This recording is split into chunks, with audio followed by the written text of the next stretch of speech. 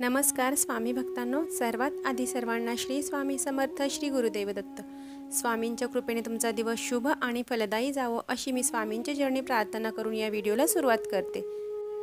तर श्रावण महिन्यामध्ये आपल्याला आपल्या आईची ओटी भरायची आहे. आईची ओटी म्हणजे आपल्याला आपल्या स्वामी आईची ओटी भरायची आहे आणि ती ओटी आपल्याला कोणत्या दिवशी आणि कशा पद्धतीने भरायची आहे हे मी तुम्हाला या व्हिडिओमध्ये सांगणार आहे. तर आपण श्रावण महिन्यामध्ये आपल्या कुलदेवीचा मानपान करत असतो, तिची ओटी भरत असतो, तिला गाराणं घालत असतो आणि आपल्या सुखसमृद्धीची मागणं आपण तिच्याकडे मागत असतो. आणि आपण स्वामी सेवेकरी असल्यामुळे आपल्या घरामध्ये स्वामींची सेवा केली जात असल्यामुळे आपल्याला आपल्या स्वामी आईचा सुद्धा मानपान या महिन्यामध्ये करायचं आहे. आणि या महिन्यामध्ये आपण जर आपल्या आईची ओटी भरली स्वामी आईची, तर आपल्या आयुष्यातल्या सगळ्या अडचणी दूर होतात, आपले जे काही कठीण प्रश्न असतील ते सुटण्यास मदत होते आणि आपल्या आईची कृपा आपल्यावरती अखंड राहत असते. तर आपल्याला श्रावण महिन्यातल्या गुरुवारी आपल्याला स्वामी आईची ओटी भरायची आहे. आणि श्रावण महिन्याचे सर्व दिवस शुभ असल्यामुळे शुक्रवारी भरली तरी चालणार आहे किंवा मंगळवारी भरा. मंगळवारी वेळ असेल तर मंगळवारी भरून घ्या तरीसुद्धा आपल्याला चालणार आहे. तर त्यासाठी आपल्याला लागणारं साहित्य म्हणजे हिरव्या कलरचं ब्लाऊज पीस, एक नारळ, 1 डझन केळी.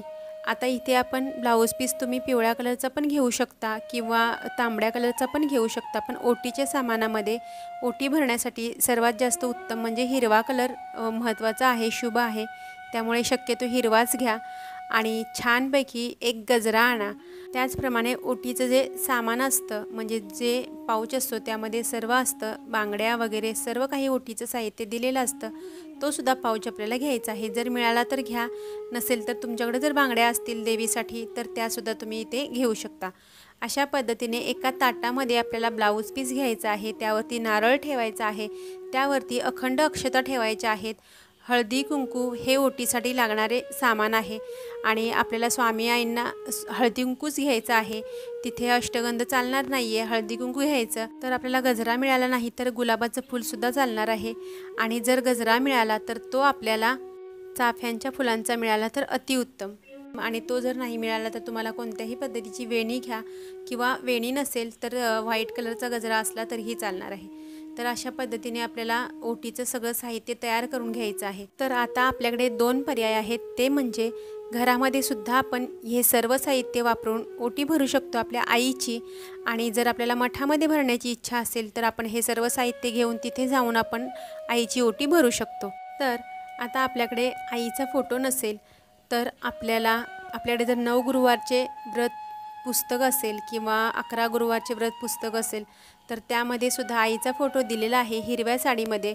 तर तो फोटो स्वच्छ पुसून घ्यायचा आहे आणि समोर ठेवायचा आहे. दिवाबत्ती करून घ्यायची आहे, सुगंधित अगरबत्ती लावायची आहे आणि आपल्याला आईला नमस्कार करून घ्यायचा आहे. डोळे मिटून आईचा चेहरा मनामध्ये साठवून घ्यायचा आहे आणि आईला अतिशय मनोभावे विनंती करायची आहे सुरुवातीला की हे स्वामी आई, आज श्रावण महिन्याच्या शुभ मुहूर्तावर मी तुझी ओटी भरत आहे आणि मी जो हा मानपान करते त्याचा तू स्वीकार कर आणि मला सौभाग्य दे, अखंड सौभाग्य तुझ्या कृपेने मला मिळू दे.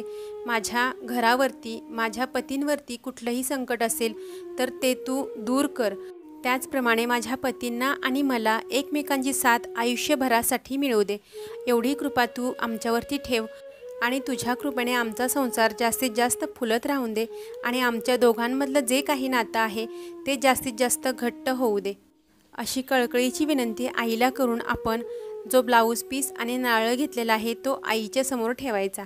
त्याचप्रमाणे त्यावरती अखंड अक्षता ठेवायच्या, नारळाला हळदी कुंकू लावून घ्यायचं, बाजूला 1 डझन केळी ठेवायची आणि तो गजरा जो आणलेला आहे तो आईच्या फोटोला अर्पण करायचा. किंवा जर आपल्याकडे आईचा फोटो नसेल आणि तुम्ही तिथे स्वामींचा जरी फोटो ठेवलेला असेल तर तिथे सुद्धा तुम्ही हा गजरा लावू शकता. याप्रमाणे आईच्या समोर ओटी ठेवायची आणि नमस्कार करून घ्यायचा, मनोभावे नमस्कार करायचा आणि आईला आपली अखंड सौभाग्य प्राप्तीसाठी आपण प्रार्थना करायची. त्यानंतर ही ओटी दिवसभर तशीच ठेवायची आहे आईच्या समोर आणि त्यानंतर दुसऱ्या दिवशी आपल्याला ही ओटी काढायची. दुसऱ्या दिवशी ओटी काढल्यानंतर आपल्याला ब्लाऊज पीस, नारळ आणि जे काही आपण ओटीचे सामान ठेवलेलं आहे ते आपल्याला मठामध्ये नेऊन द्यायचं आहे. आणि तुम्ही जर मठामध्ये जर ओटी भरली असेल आईची तर ते सामान आपल्याला तिथेच ठेवायचं आहे. आणि अशा पद्धतीने आपण आईची ओटी श्रावण महिन्यामध्ये भरून आपल्याला अखंड सौभाग्य प्राप्तीचा आशीर्वाद आईकडून मिळवायचा आहे आणि आपला संसार सुखाचा करायचा आहे। तर ही होती छोटीशी माहिती तुम्हाला श्रावण महिन्यामध्ये आपल्या आईची ओटी कशी भरायची याबद्दल। आणि जर तुम्हाला व्हिडिओ आवडला असेल तर व्हिडिओला लाईक करा, जास्तीत जास्त लोकांपर्यंत शेअर करा आणि चॅनलवरती नवीन असाल तर चॅनलला सबस्क्राईब करायला विसरू नका। तोपर्यंत सर्वांना श्री स्वामी समर्थ, श्री गुरुदेव दत्त।